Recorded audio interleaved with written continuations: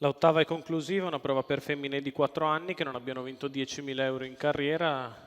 La netta favorita è l'inquadrata Magic Blue con Roberto Vecchione per il team di Robert Gramüller, che ha aperto la giornata con la delusione cocente di Wikileaks, cerca di rifarsi con un'altra favorita.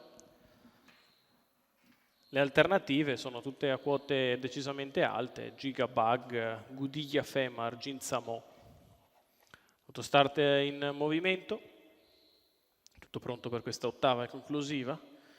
All'1 Goccia dei Venti, Edoardo Baldi, 2 Gilda Ors, Simone Levakovic, 3 Magic Blue, Roberto Vecchione, 4 Gigabug, Pietro Tommasello, 5 Gocciole NP, Antonio Di Nardo, 6 Giulietta Clan, Maurizio Cheli, seconda fila, 7 Ginger Bar, Tommaso Gambino, 8 Gudiglia Femar, Edoardo Baccalini, 9 Ginzamo, Davide Cangiano, 10 Grace FD Spring, Vincenzo Piscuoglio dell'Annunziata.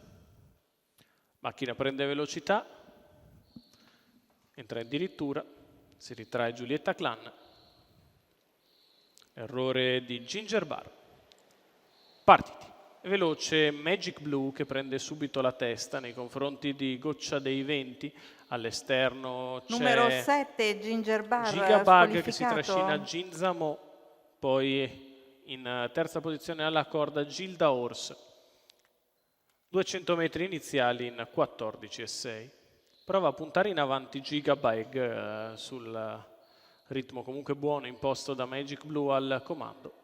Seconda posizione alla corda per Goccia dei Venti, poi sempre Gilda Ors, ancora Ginzamo, poi Grace FD Spring, Gudiglia Femar. 28,8 addirittura i 400 metri iniziali. Si vengono a completare i primi 600 che la leader Magic Blue passa in 43,9.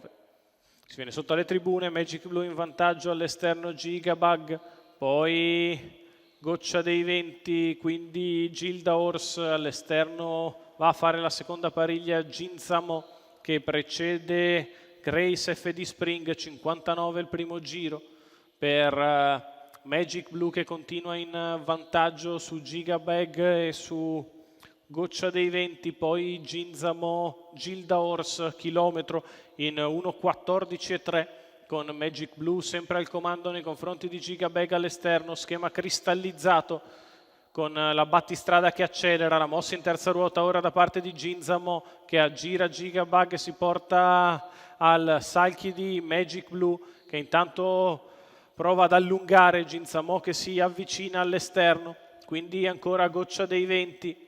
Al largo di tutti c'è Grace FD Spring, Magic Blue che accelera all'ingresso addirittura d'arrivo e ha sempre quel paio di lunghezze nei confronti di Ginzamo. Magic Blue in chiara evidenza, Magic Blue che viene a vincere facilmente. Al secondo posto è Ginzamo, per il terzo finisce da casa sua Gudiglia Femar, 1,14,3.